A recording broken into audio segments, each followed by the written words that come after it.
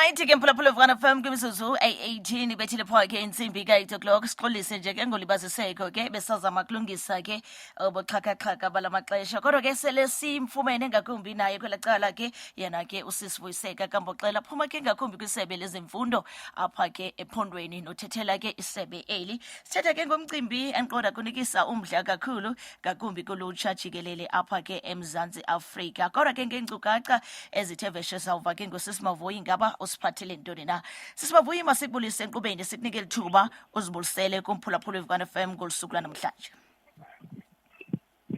Ngibulise kuwe mamtshawe nakumphulaphula Vukani FM ngalo mzuzu. Nkosi kakhulu. Qabaqaba masibulele kodwa ke ngexesha before sibe sigena ke kumba esicokola ngawo ngolusuku lanamhlanje othe wasiphalona ngakumbi ke sisi Mavuyi. Sicokola ke ana umxholo othi recruitment of unemployed youth for presidential youth employment intervention. Ngakumbi ke elisebe anda ke program lena ke ithe yabe ke invite ngakumbi abantu abatsha ukuze ke ba-applyele ukuncedisana ngakumbi enotishala esikolweni. Khawusinike nje background yale program lokuba izawube isebenza njani sisi Mavuyi? Mfazi uyakukhumbula intoba besinayo le program kuphelile yathatha inyanga ezine ibi program under upresident uCyril Ramaphosa apho bekuncediswana nezikolo ukuqhubisana neCovid-19 inamba ebesinayo se-Eastern Cape besinikiwe yabantu efuneke sibaqeshile ezikolweni into 55,000 kodwa kona second phase inamba yabantu esinikiweyo ngu44,000 si-Eastern Cape siyenye yeprovince ezina number enkulu and ndingatsho msasazi ndithi izolo iphumile i-advert ekuye kwathiwa abantu mabareply kuyo isenziwa ngalandlela yobuxhakaxhaka bale mihle kuthiwa ngu-online and ndingatsho ndithi iphele imini yayizolo abantu abayi-13,000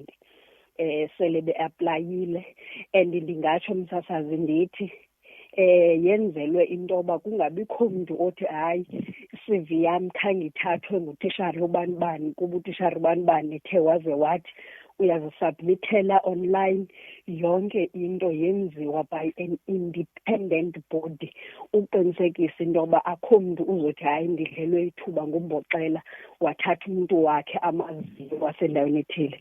And also msasazi manditsho ndithi ngokwezi-statistics ezikhutshwayo ngu-Stats SA kuyabonakala intoba inamba yabantu abangabantu abatsha aba-unemployed inkulu kakhulu. Kuyiloo nto kuye kwacaba ke ngokufuneke kuthiwe abantu abazawuthi baqeshwe kulo second phase ngabantu abaneminyaka 18 to 35 and ngabantu msasazi abanezakhono ngendlela ezahlukeneyo kwanti ke nabo bazitishara ngokwe-qualifications abacekelwanga ngaphandle and also msasazi nabo baneziphako ezithile ngokwemizimba abacekelwanga ngaphandle nabo bangabantu abangoomama abacekelwanga ngaphandle.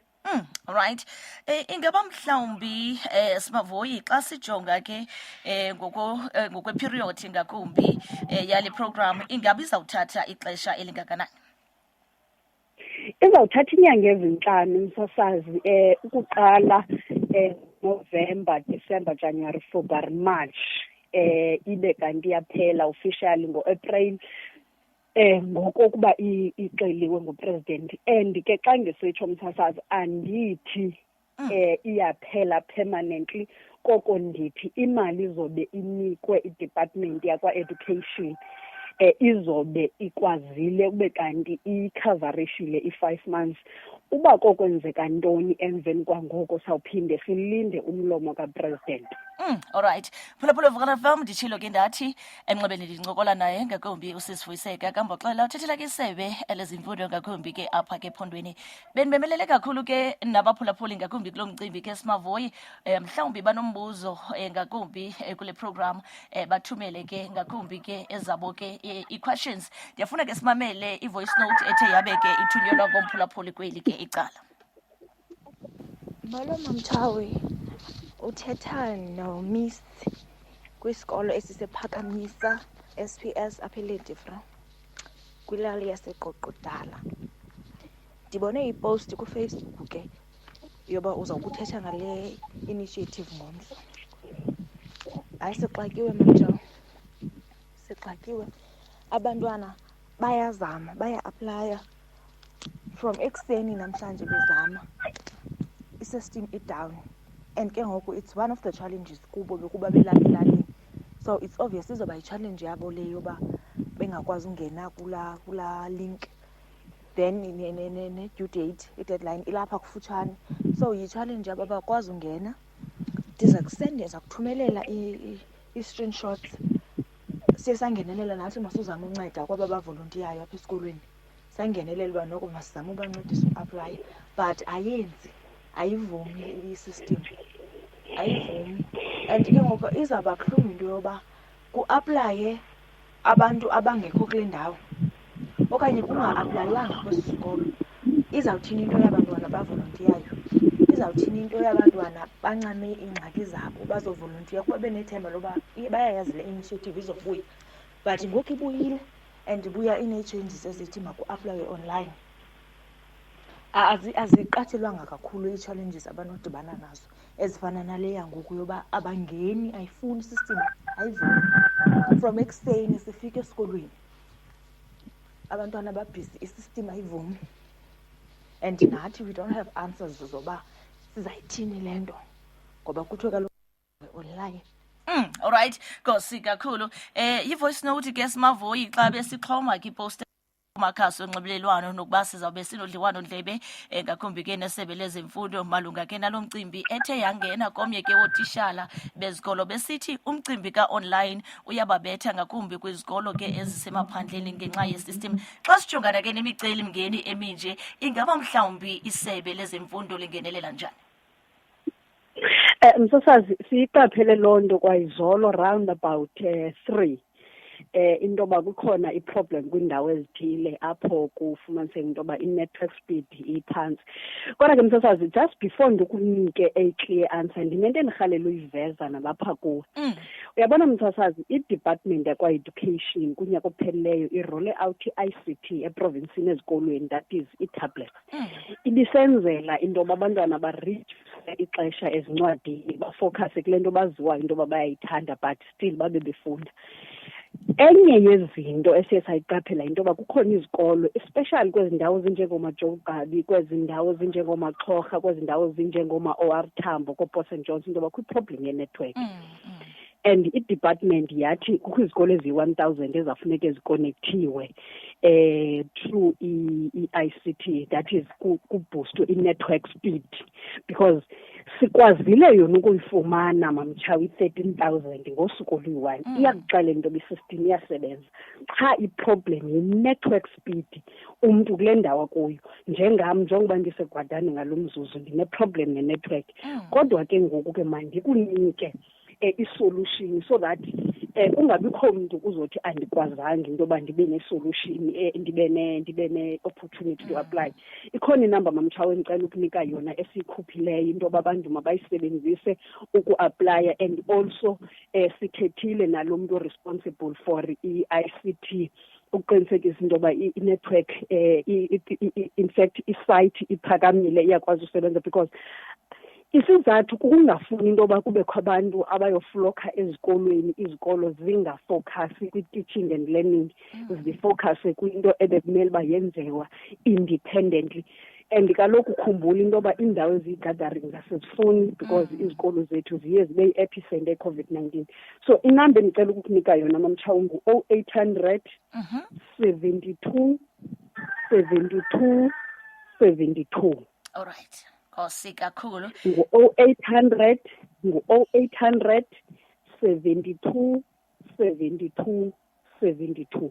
Ikhutshiwe ke loo number so that abantu bakuthi bakwazi ukufowuna, and bakhona asebe-indicate into yoba no, we have been helped, and siyacela into yoba abantu batraye into yoba babe patient, because i-network just general in the province ayifani. Wena mntu ukwindawo e-close to ulwandle, i-bandwidth yakho iba bhetele. Wena mntu ukude, nolwandle i-bandwidth yakho iba bad. So yiyo loo nto sicela into yoba abantu mabatry into yoba babe patient basebenzise le number, and ootishara bangangeni kwinto yofuna into yoba babe ba-receiver ii-CV zabantu benze ii-walk-ins, because asifuni izikolo into yoba zibe yi-center yokuba kuqhambuke i-COVID-19. We're busy ngoku preparing for i-examination, and we don't want izikolo zethu into yoba zibe defocused ngento esikwazi ukuyimaneja outside schools premises. Alright, uvakele Simavuyi. Alright, ugqibezela ngakumbi kwikhasi lethu likaFacebook kweli cala usazi indaba kandoda sithi ke baba ngazo zozibini kwisebe lezemfundo nakurhulumente wethu makaqashe abantu bethu nabantu bakuthi bafuna ke umsebenzi. Kanti uLindiwe sithi mamtshawe siza-aplya kuba siwulambele ke umsebenzi. Ngezinye ke zeekhomenti ezithe zabe ke ziyavela ngakumbi kwikhasi lethu likaFacebook zininzi ke Simavuyi sakuzifunda de kuse, kodwa ke ndiyafuna ukutsho ke enkosi kakhulu ngakumbi ngexesha othe wasipha lona ngakumbi kulo mcimbi. Ndithembe ke nomphulaphula weVukani FM uthe wabe ke ucacela. Sibulele kakhulu mani mamtshawe kuwe ngosenza abantu kumphakathi waseKrisani ngamaxesha onke xa siye sathetha nani nini sinike isandla. Sibulele kakhulu, and ngenye imini mhlawumbi kwafuneka sikhe sibe nendlela ecacileyo sisebenzisane siniphathele umphathiso so that nikhe ningene deep kwinto zakwa-education. Enjalo singayivuyela loo nto Simavuyi, siyabulela kakhulu. Inkosi kakhulu Chawekazi. Nkosi kakhulu. Right ke mphulaphula weVukani FM uzwele nawe ke ngakumbi nguye ke lowo ke usisivuyiseka Mboxela uthethela ke isebe lezemfundo apha ke ephondweni. Ndithembe ke noko ke uthe wabe ke ucacelwe ngakumbi kulo mcimbi ke woku-aplya online ngeziphi izinto ke elisebe lizama ke ukuzi-avoida. Kodwa ke masikhawuleze sijonge ke ingaba ke sikhawulela kanjani ngakumbi phaa ke kwimizuzu siyenziwe 29 kube ithi intsimbi ka-9 o'clock. Sele sijongile ke emibulisweni ngaba ngubani obulisa bani ke ngale mini yanamhlanje. Alright, masikhawuleze sijonge kweli ke